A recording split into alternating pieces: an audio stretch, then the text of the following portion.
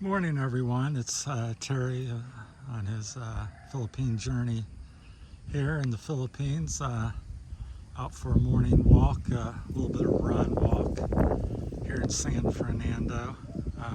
Going up one of these province roads here that I discovered last week, me and my wife. So just very beautiful. We hike on the trail and then you could take the road back to town where we live over there. So it's 2 or 3 hills away. It's probably about an hour and a half, 2 hour at the most hike, depends how much you fiddle. But this is one of the more scenic spots up the road. So, continues up the hill, mountain, whatever you would call it. So they're pretty substantial. I think they're, I would guesstimate they're 3,500 feet or so hills here where we live. So we're overlooking the harbor here and some of the little farms or things, what you'd call them here. Got some cornfields, and it's province life, so it's pretty beautiful. Just gonna share some of my random thoughts here after 2 weeks in the Philippines as we look at this beautiful view here. We may continue to walk up the road here in a little bit, but so far in the past about 3 weeks, I've spent I'd say $600 to $700 here, maybe on the high side, 7 and 6. So we're staying. We got a house over here, so we don't have any house payments per se. Just random. We did have to get an attorney for some paperwork back home. Give my brother power of attorney, so that was about $40. So that was attorney cost. In America, to send the paperwork here was about $95, so cost about half as much here in that little instant with that. So here comes a truck down the road. So, but yeah,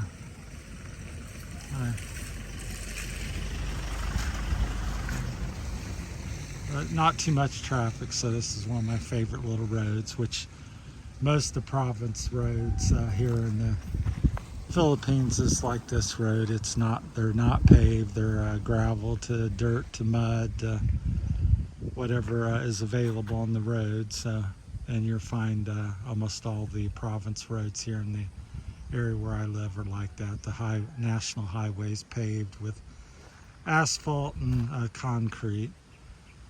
So that's some of the expenses, and then just getting around back and forth in town. Not many jeepneys in this part of, as you get towards Iloilo, that's, you have jeepneys, and got the yellow buses out here. Most likely is the yellow bus or the trike, or just a motorcycle ride. The trikes are everywhere, so transportation's pretty plentiful.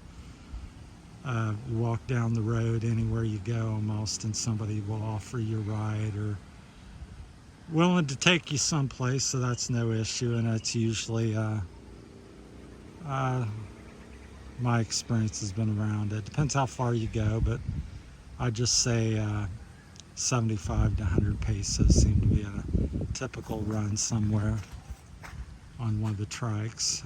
Prices may vary. Always check, and maybe a good idea to always ask before you have people do anything for you on the pricing. So just say how much to go wherever you want to go. That way you get treated fairly. So sounds like a couple motorcycles possibly coming up the road. So, but so far just still getting adjusted here after about 2.5 weeks or so. Kind of tired of being in the weather or something for a couple days. So my first day out on my feet here in 2.5 days. So, and I'm hiking quite a bit. So,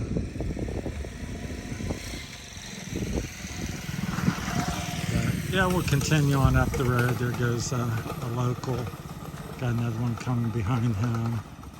So if you have any questions on anything or any comments or anything you'd like to know more, limited experience here, so about almost 3 weeks of me living here, I've spent about 6 on the low side and 7 on the high side would be a guesstimate. just for the miscellaneous, buying food, transportation back and forth on the yellow bus. Went to Iloilo a couple times. I think that was $10 each way, I believe. I could be wrong on some of these numbers. Had, like I said, the attorney fee, which was $40 to do some legal work for me. Had to get some power of attorneys for my property back home. Yeah, things, I continue to find people pretty friendly. I feel pretty safe here. Most people know some sort of English if you ask them, although it's less and less as you get out here in the countryside. They still know something, but some people may know. I'm just showing you the view here. It's quite beautiful as you come up. That's kind of picturesque there between the trees. This is a really heavily. Hello. Hey. Heavily wooded hillside. Some of them are kind of barren and grass, but which I prefer these wooded hills. If you have a trail through them, they're more shaded. So this hillside over across the valley is all wooded, and for the most part, this one here, where I'm at, is very wooded. So it's kind of nice. Hey, good morning. So this is what you can expect in the province in the Philippines, at least where we're at on the Visayas Island in the San Fernando area. So I'm about right now I'm about maybe a couple miles from town or the little province. They really don't have a couple schools and some sorry stores. Let's see, tomorrow or sometime next couple weeks, we're going to try to go to the Gigantes or something islands, which is supposed to be quite beautiful. It's kind of the undiscovered, not really undiscovered, but not as well known as El Nido and Coron islands, which is very famous, #1 in the world. I think 2 years in a row, #1 island, most beautiful island in the world. But this other one, people starting to discover how beautiful it is.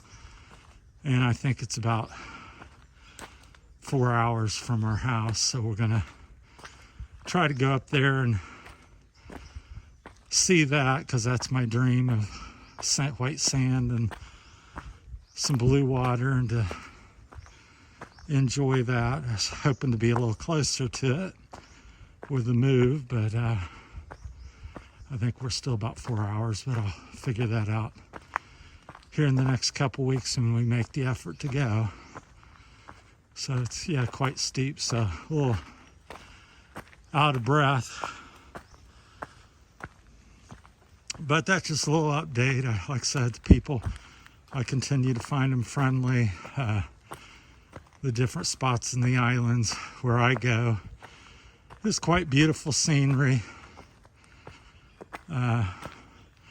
City is what it is. It's busy and hustling, and if you like that kind of lifestyle and lots of little shops, you can get something to eat and drink where every 100 feet or something, which is not bad, but I really like being a little more isolated most of the time, so I enjoy this type of activity. Hoping to get a motorbike pretty soon.